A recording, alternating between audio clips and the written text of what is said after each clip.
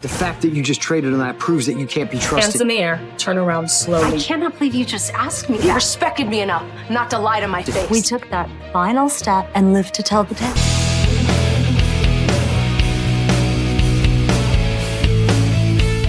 Spoiler warning.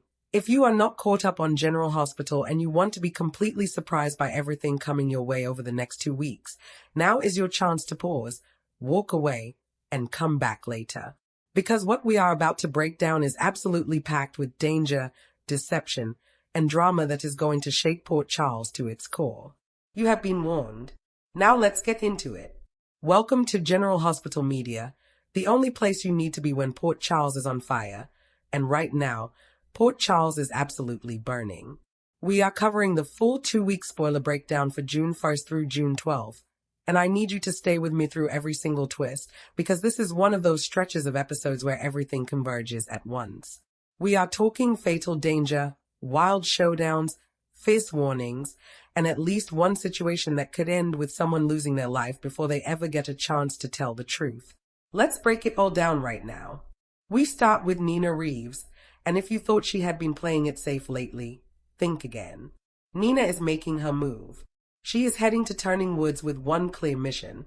She wants to lock down an alliance with Jack Brennan. And here's the thing that makes this so calculated and so chilling. She skipped giving him his next paralytic dose. That is not an accident. That is a power play. Nina is not just visiting, she is positioning herself. She is showing Brennan that she is the one holding the cards now, and she wants him to know exactly what she is capable of. Whether this alliance holds or blows up in her face remains to be seen, but Nina is not playing games right now. She is playing chess. At the same time, Lucas Jones is stepping into some very dangerous territory of his own. Lucas is forming an alliance with Sonny Corinthos and Laura Collins, and on the surface that sounds like a solid team. Sonny's power, Laura's wisdom, Lucas navigating the middle. It seems like a winning formula. But here is where it gets complicated and honestly terrifying. Lucas is going to say too much. He is going to slip up. He is going to let something out, and that one moment of oversharing could set off a chain reaction that nobody is prepared for. Because the information Lucas may have accidentally leaked is pointing Jen Sidwell directly at Pascal as the man who killed Marco Rios. The problem? It was not Pascal. It was Ross Cullum who took Marco out. So now Sidwell is building a case against the wrong man, and if nobody corrects this in time, Pascal could end up paying with his life for a crime he did not commit. That is the kind of injustice that keeps you up at night. And speaking of things that are going to keep you up at night, let's talk about Michael Corinthos and what he is doing to Willow. Because this is cold. Michael is setting up a trap, a deliberate, calculated cheating setup designed to make it look like Willow is getting too close to Harrison Chase. He is going to lure her into a situation where Chase is standing there fresh out of the lake, no shirt, completely caught off guard, and it is all going to look a certain kind of way. Michael is engineering a scandal. He is weaponizing optics. And the person who is going to catch every bit of it? Tracy Quartermaine. Tracy is going to be watching. She is going to see Chase and Willow together in that moment, and Tracy is not the kind of woman who lets something like that slide quietly. She is going to blast Chase. She is going to come at him hard for getting too close to his former flame, and that confrontation between Tracy and Chase is going to be fierce and raw and completely compelling to watch. But here's what really gets under my skin about all of this. Chase and Brooklyn are trying to build a family. They are in the process of adopting little Phoebe. And now we have Ethan Lovett walking around Port Charles with a connection to Delilah Wilson that nobody has fully mapped out yet. And the question everyone is asking is whether Ethan could actually be Phoebe's biological father. That is a bomb sitting right under the adoption, and the fuse is getting shorter by the day. Alexis Davis is already aware that Ethan has a link to Delilah, and she is going to warn him. But Ethan, he might insist he is not going to be a problem. He might try to wave it all away. The question is whether Ava Jerome is going to let him do that. Because Ava has her eyes on Ethan, and Ava confronting someone with leverage over them is never a conversation, it is a reckoning. Ava could use that Delilah connection as blackmail material, and if she does, it throws the entire adoption into chaos. Alexis, on the other hand, may choose to play it differently. She may act like the investigation into Phoebe's relatives turned up nothing.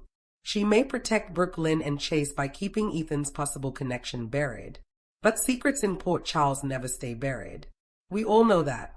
Now let's talk about Jocelyn Jacks, because she is in captivity right now and she is not sitting there waiting to be rescued. Jocelyn is plotting. She is figuring out her next move, and what she has at her disposal are the makeshift weapons that Anna Devane left behind. That detail alone tells you that Anna was thinking ahead, that she wanted Jocelyn to have something, some edge, some last resort. And the spoilers are raising a chilling question. Could Jocelyn try seducing Cassius to get close enough to strike? Could she use everything she has just to survive? Jocelyn has always been a fighter, but what is coming is going to test her on a level she has never faced before. And then there is Cassius Faison, Nathan West, who is receiving some kind of enticing proposal. What that proposal is, we do not fully know yet, but given who Cassius really is, nothing about his motivations can ever be taken at face value. And Lisa Lebrecht is circling. She knows she is not getting the full story. She can feel it. And Liesl being suspicious and then deciding to push for answers is one of the most intense dynamics this show has. She will not stop until she gets to the truth, especially with the search for Britt and Rocco heating up. Because yes, Britt Westbourne and Rocco Falconeri are still out there on the run together. And the week of June 8th through 12 is going to start bringing us those scenes, those moments of connection between Britt and the young man who once thought she was raising him. Rocco wants to know about that time. He wants to hear her story, understand who she was during those early years. And Britt may open up. That vulnerability, that emotional honesty between them is going to be something special. But it is also going to be surrounded by danger because Sonny has Brick working around the clock to track them down, and Ross Cullum is out there hunting for them too. The difference is that Brick's loyalty is to Sonny. Cullum's motives are something far darker. If Cullum finds Britt and Rocco first, this story could go somewhere truly terrifying. And then we come back to the situation that could end someone's life before the truth ever comes out. Sidwell is becoming more and more convinced that Pascal killed Marco. And if nobody corrects the record in time, if Lucas cannot step in fast enough, if Cullum is never exposed, Sidwell could take fatal action against Pascal before anyone can stop him. And there is something haunting about the idea that Pascal might only get a few final words. Could he use those last moments to point the finger at Cullum? Would anyone believe him in time? This is the kind of storyline that has you literally leaning forward in your seat, and it is only going to intensify as we move deeper into June. So here is where we stand. Nina is making alliances and holding doses over people's heads. Lucas is caught between loyalty and a deadly mistake.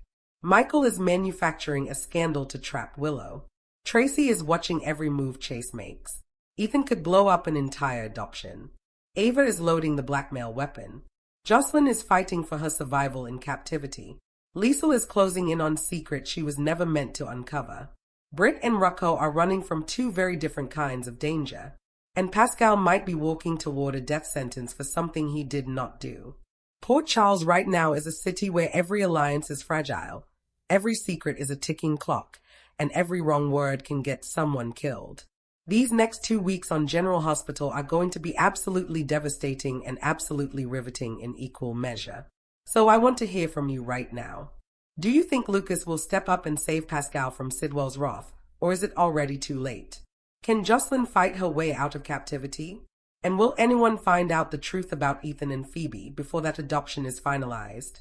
Drop your thoughts in the comments below. This community always has the best takes, and I read every single one of them. If you are not subscribed to General Hospital Media yet, what are you waiting for? Hit that subscribe button right now so you never miss a single breakdown, a single spoiler, a single shocking twist.